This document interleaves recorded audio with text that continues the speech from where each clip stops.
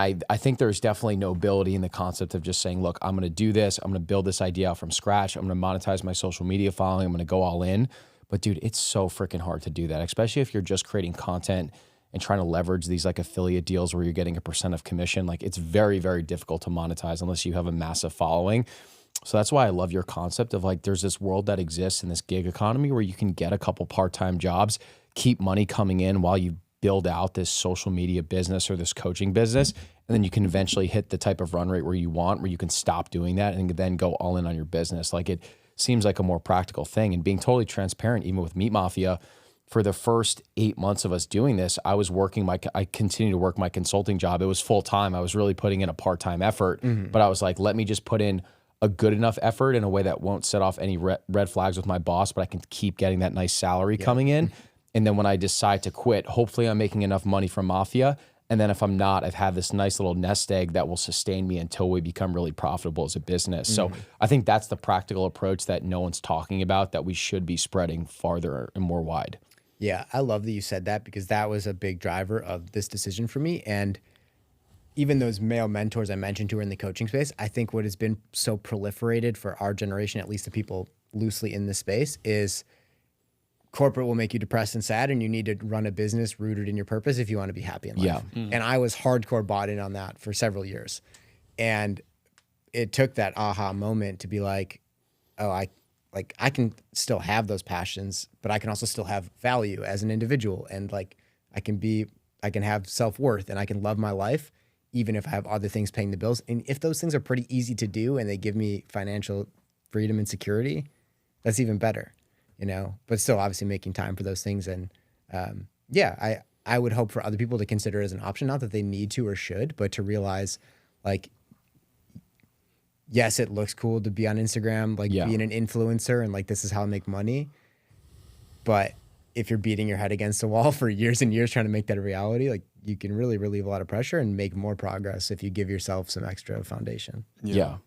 A lot of creators will say, dude, it can take like 5 to 10 plus years to build a meaningful brand. Like I think Ben Greenfield is the perfect example of that. He's working with 80 plus brands now, but there were years where he was just posting blogs by himself, not making any single money. So like, are you willing to accept the fact that you're going to go 5 to 10 years without sustainable income, or you can keep doing, you know, you can keep creating content, putting in a great effort, but at the same time, you know, take a few hours out of your day to work this other job just to be able to pay for basic expenses to allow you to pursue that vision. Yeah. And I feel like most people will have a more genuine, enjoyable, high quality brand if you're not so reliant on income to make it a thing. Like if you're behind the scenes fearful about money and scarcity and not sure where your next paycheck is coming from, you're probably going to be like, you're not going to come off the way you want to probably. Yeah. I mean, our marketing agency is the perfect example of that. It's like, we love every single brand that we work with, that we run Twitter for. And we genuinely believe that like our efforts will help drive promotion to a lot of these brands. But at the same time, it's also, you know, we want to be the #1 health and wellness podcast in the world. Dude, it takes a long time to monetize a podcast in a meaningful way.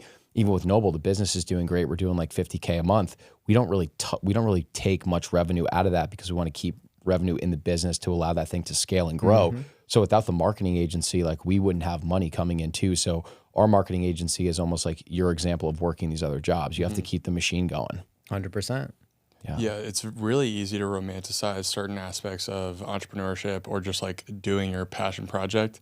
But I think people, you said this at the beginning of the podcast, like it takes like 5 years to change yourself. It also takes like 5 years to build a business that can actually make money and that you can actually pull from.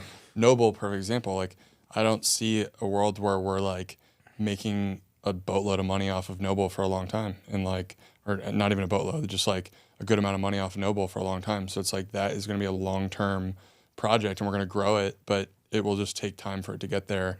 And I think it's just really easy to fall into that trap of over romanticizing certain aspects of working for yourself and having that big vision. But it is amazing.